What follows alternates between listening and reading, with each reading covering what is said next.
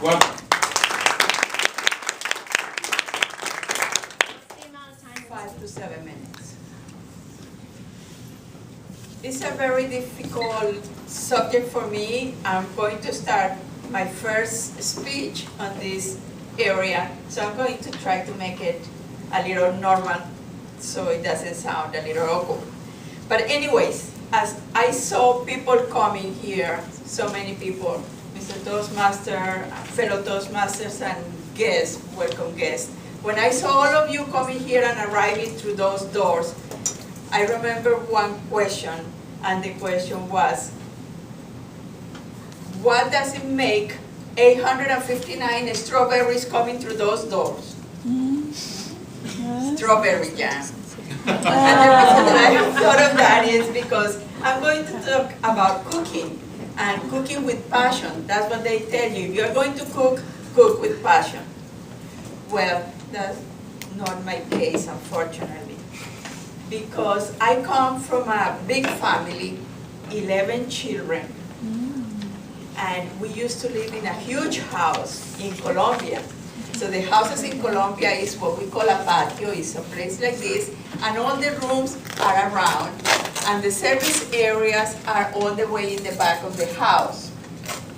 That's how it was to be. And I never had to do things because we had people to do things for us. So one day, my mother came. I was in my late teens. I don't want to say the year for obvious reasons.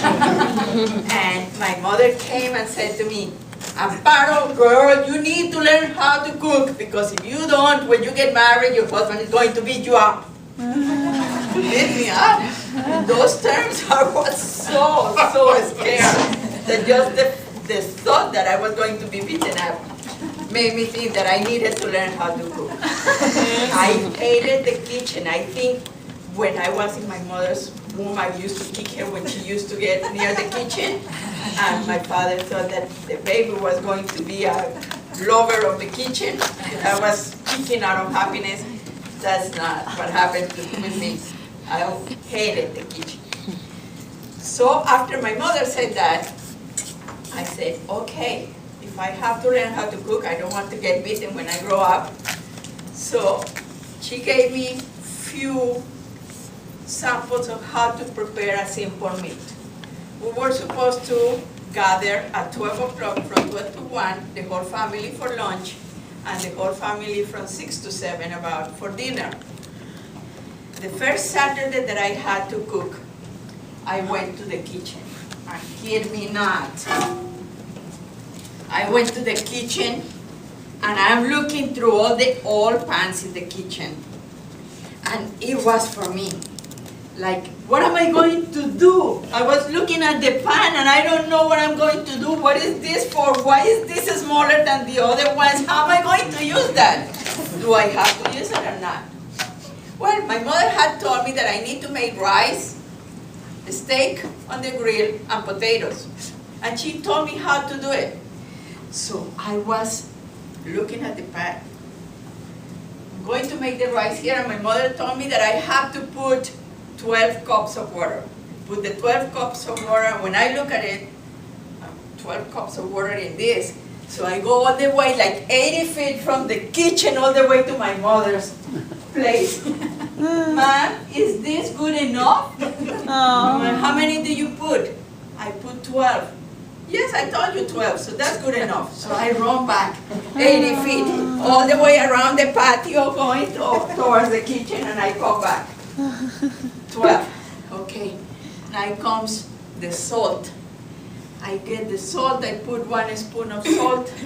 I'm looking at it, and I run away. Ma'am, is this salt good enough? She looks at me, yes, that's good. So I run with and I put the salt, and perhaps it's not good enough. A little bit more of salt, a little bit more of oil, the rice, I cook it, I put potatoes, I put the steak on the grill. It was 12 o'clock, and I was not ready because I was still running back and forth asking my mother, if everything was the right way that I was doing it. 3 o'clock, I'm not done yet. My parents are upset and hungry. My brothers don't even look at their faces. They wanted to kill me. Finally, I put the food on the table. Oh my God. The rice looked like Chinese rice. It was all too much water. Couldn't be eaten because it was salty like nothing. The potato looked like carbon, and with the steak you could play tennis with it. It was so hard. I cried, they couldn't eat. I was so embarrassed and upset. I said, I'm not going to cook. So my mother convinced me, said, you just need practice, and with practice things come better. She convinced me that the following week I do it all over again. She gave me a recipe book. Now I said, okay, if I'm going to do it, I'm going to get the right utensils and the right things. I gave a list to my father. I was going to make chicken in the oven with vegetables. I gave a list to my father, everything that I wanted. He said, okay, no problem. So comes the following weekend, and I'm here with all the new things that my father brought me. I have a new dish to serve the chicken. I have the right utensils. I have new pots and pans and pots. I have everything all brand new. You ain't gonna. I'm going to look like a chef. So I got my, and let me tell you, this is from that time. It looks new, doesn't it? I had that. I was going to look perfect. So I had my,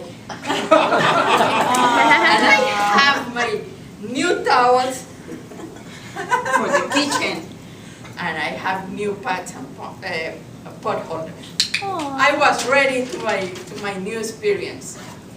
I prepared the chicken. It was a whole chicken. I prepared the vegetables. I served it in this nice dish right at 12 o'clock. The presentation was fantastic. I didn't realize back then in Colombia, they sell the chicken when it's completely, they sell it with all the insides of the chicken, the heart, the head, the neck, the feet, all inside. And I didn't realize I cooked the chicken with all the insides inside the stuff in the kitchen, in the chicken. The plastic melted. It was raw. They couldn't eat. So fellow Toastmasters, it doesn't matter if you put all your heart into it. If you don't know how to do it, you will never learn.